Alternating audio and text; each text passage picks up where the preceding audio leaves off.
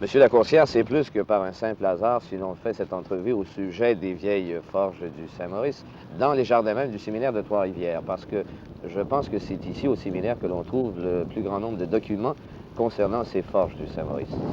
Oui, Monseigneur Tessier, qui a été le promoteur du projet il y a déjà 30 ans, avec M. l'architecte de Lencourt, a réussi à réunir ici des documents dont les originaux se trouvent soit à Paris, soit à Londres, ou même à Ottawa. Et on a même quelques originaux ici, un certain nombre d'originaux qui ont trait à l'histoire des vieilles forges.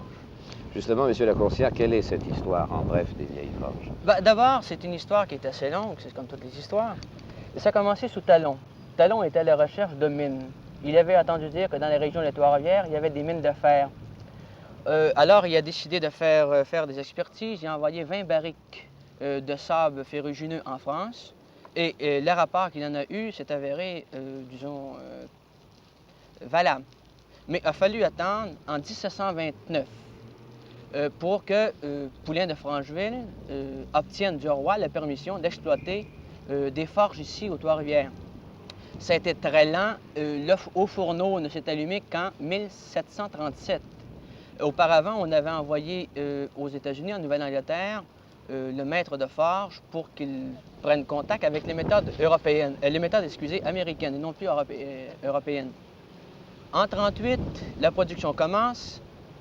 Malheureusement, en 1941, M. de Francheville meurt et là, une nouvelle compagnie se forme qui fait faillite en 1943. Après avoir produit très peu. On produisait ici environ 12 à 15 barriques de fer en 24 heures, alors que dans les forges américaines, on produisait ça en 3 heures. La concurrence est impossible. Le roi décide de s'emparer du territoire des forges. Là, ça devient possession d'État. Auparavant, avant que le roi s'en empare, la production, c'était surtout des clous et de menus objets en fer. Après 1943, la production change quelque peu. On s'en va de plus en plus vers une guerre. Alors, on commence à produire des boulets de canon. On produit des bases pour les canons. Et on fournit, par exemple, du matériel à Louisbourg, à la forteresse de Louisbourg. Au moment de la conquête, lors des dernières batailles, par exemple, les boulets, une bonne partie des boulets étaient coulés aux forges. Malheureusement, il avait un défaut, ils n'avaient pas tous la même grandeur. Ah bon? Et Montcalm, dans son journal, se plaint de ça, que parfois ça retarde énormément les activités, que d'essayer les boulets avant de les tirer. Arrive la conquête. Dès le début du gouvernement anglais, on s'intéresse aux vieilles forges. Georges III, par exemple, en 1763, dans ses recommandations au nouveau gouvernement, dit qu'on devra conserver autour des forges le plus grand territoire possible pour ne pas manquer de bois, pour qu'on puisse faire le charbon de bois. Là, en 1767, on vend les vieilles forges à des intérêts privés. Plus tard, à la fin du 18e siècle, un jeune Écossais de 24 ans, Matthew Bell, achète les forges. Et là, c'est l'âge d'or des forges qui commence. Et cet âge d'or-là se terminera à peu près vers 1843. Sous Matthew Bell, les forges produisent énormément, emploient au-delà de 300 hommes. Et aussi sur le plan social, disons que c'est le centre de la vie sociale à l'époque, pour la région ici. Est-ce qu'on peut dire, M. Lacourcière, qu'à ce moment-là, les forges ont été la première industrie lourde au Canada? C'était certainement la première industrie lourde au Canada et la plus importante à ce moment-là. Disons que la politique s'en est mêlée quelque peu. Matthew Bell s'est rendu compte que s'il faisait un peu de politique, ça pourrait lui être avantageux pour son commerce. Alors, il s'est fait élire député. Ça a changé depuis ce temps-là. Mais à l'époque de Matthew Bell, le gouverneur venait assez régulièrement ici, aux Vieilles Forges, vivre ses fins de semaine. Il y avait des bals, il y avait des chasses à courre.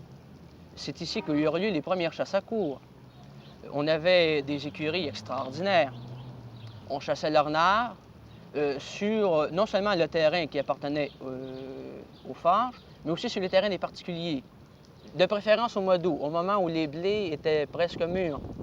Les cultivateurs ne s'en plaignaient pas parce que le lendemain matin, le secrétaire de M. Bell allait les rencontrer, s'informait de la valeur de la récolte et payait séance tenante.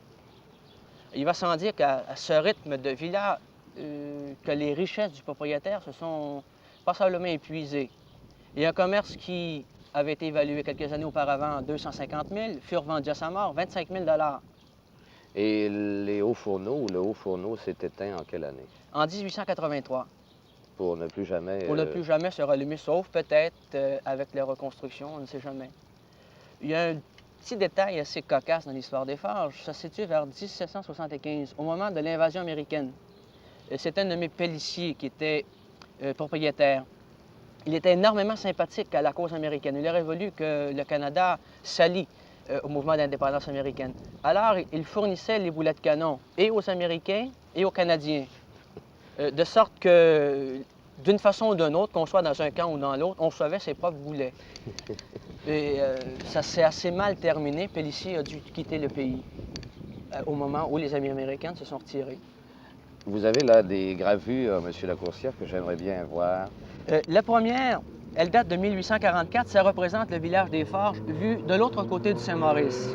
On voit en bas ici la grande cheminée et à côté la manufacture de hache, ce qu'on appelait aussi la forge basse. Entre la forge haute que l'on voit ici et la forge basse se situait la meunerie, la boulangerie. Sur le promontoire, c'était la grande maison, un immense édifice de 3 étages, c'est-à-dire le sous-sol, le rez-de-chaussée et le premier étage. Il y avait aussi une quarantaine d'édifices. Il y avait l'église et tout ça. On voit par exemple, vous voyez ici un dessin qui était fait par Cuvillier. C'est un peu plus tard, c'était à la fin, à la fin presque de l'exploitation. La grande maison et la forge basse. Ce que c'était que la grande maison, on en voit ici une maquette. Oui. Elle présente quelques erreurs, mais elle est relativement fidèle. C'est d'ailleurs l'aspect que présentera la grande maison après la reconstruction. Et c'est là que se tenaient ces grandes festivités. C'est là que se tenaient les festivités et la salle de bal, les fenêtres. On avait regard sur le Saint-Maurice. Tout était déboisé et la vue réellement était splendide. Et voici maintenant ce qu'il est advenu au tournant du siècle. Ici, oui. Après l'arrêt de l'exploitation, on a abandonné les édifices et en 1900, c'est l'aspect que présentait la grande maison. On voit déjà que les toitures sont disparues et il ne reste très peu de choses des murs. À l'heure actuelle, c'est un simple bosquet avec quelques arbres, rien de plus. On voit à peine les fondations. Pour la forge haute, vous voyez ici ce qu'il en restait en 1900. À l'heure actuelle, tout est rasé au sol. Il ne reste plus que des décombres et quelques briques et quelques pierres, ça et là, rien de plus. Ce qui reste à l'heure actuelle de plus intéressant, c'est la grande cheminée. On peut la voir encore. Elle est intacte. Oui. Elle est intacte, sauf un des piliers qui a été refait il y a quelques années pour l'empêcher de se fondrer. Mais ce qui est bon de remarquer, c'est que les piliers sont en fonte. Et à quelques endroits, la pierre est remplacée par des plaques de fonte. En somme, ça a été, les vieilles forges, n'est-ce pas, ont été une industrie qui ont grandement marqué l'histoire du Canada. Énormément. On a même exporté, on a produit assez pour suffire aux besoins du pays et même pour exporter à certaines époques des objets en Angleterre et en France. Donc il est très louable qu'on veuille maintenant faire revivre toute cette partie de notre histoire. Énormément, parce que la première industrie lourde du Canada, certains ont affirmé que c'était la première industrie lourde d'Amérique. Tous les historiens ne sont pas d'accord, mais ce qui est sûr, c'est que la première industrie lourde du Canada et qu'on se devrait de la reconstruire.